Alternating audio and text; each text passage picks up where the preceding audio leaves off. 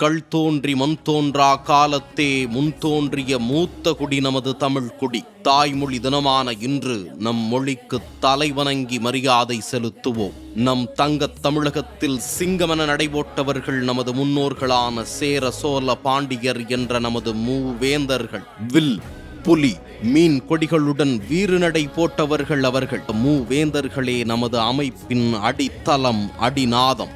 மூவேந்தர்களை தொடர்ந்து பல்லவ மன்னர்கள் தமிழகத்தின் மதுரை மாநகரிலேயே சங்கம் வைத்து தமிழ் வளர்த்தனர். தஞ்சையில் உலகமே வியக்கும் வண்ணம் பெருவுடையார் கோயிலை கட்டிய ராஜராஜ சோழன் கங்கை கொண்டு கடாரம் வென்று கடல் கடந்து கப்பல் படை நடத்தி சாவகம் போன்ற பகுதிகளை தன் ஆட்சியின் கீழ் கொண்டு வந்த ராஜேந்திர சோழன். இப்படி நம் முன்னோர்களின் பெருமையை நினைக்கும் போது நமது உள்ளம் பூரிக்கிறது. மகாகவி பாரதி, புரட்சி கவிஞர் பாவேந்தர் பாரதிதாசன் போன்ற எண்ணற்ற கவிஞர்களை தந்த மொழி கூட நமது தமிழ் மொழிதான். ஈரடியால் உலகளந்தார் எம் வள்ளுவ பெருமகனா. இன்று உலக பொதுமறையாய் பூத்து நிற்கிறது நம் திருவள்ளுவர் வரைந்த திருக்குறள் என்ற மறை. அந்த குறள் தந்த கோமகனே நமது வாழ்வியல் வழிகாட்டி.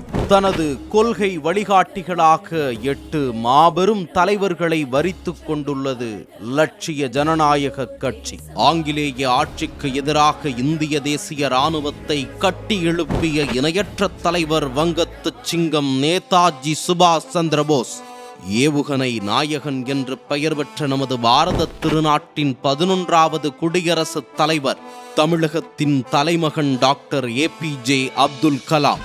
கல்விக்கண் திறந்த கர்ம வீரர் காமராஜர். 12,000 பள்ளிகளை தொடங்கி பள்ளி குழந்தைகளுக்கு மதிய உணவு திட்டம் கொண்டு வந்த மகத்தான மக்கள் தலைவர்.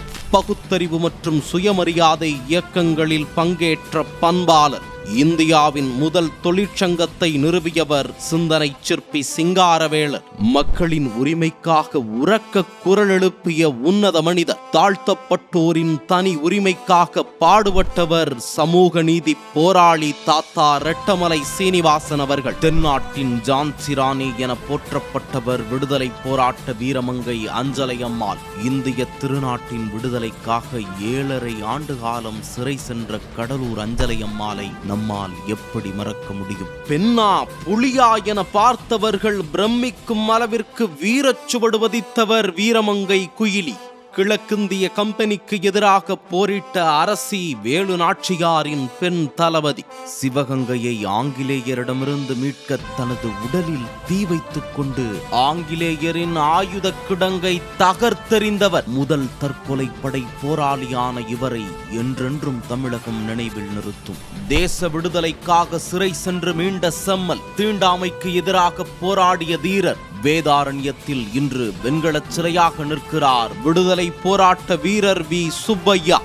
உலக தாய்மொழி தினமான இன்று நமது கோட்பாட்டின் வழிகாட்டிகளாக திகழ்கின்ற இந்த மாபெரும் தலைவர்களை நம் மக்களின் நெஞ்சங்களில் நிலைநிறுத்துவதை லட்சிய ஜனநாயக கட்சி பெருமையாக கருதுகிறது.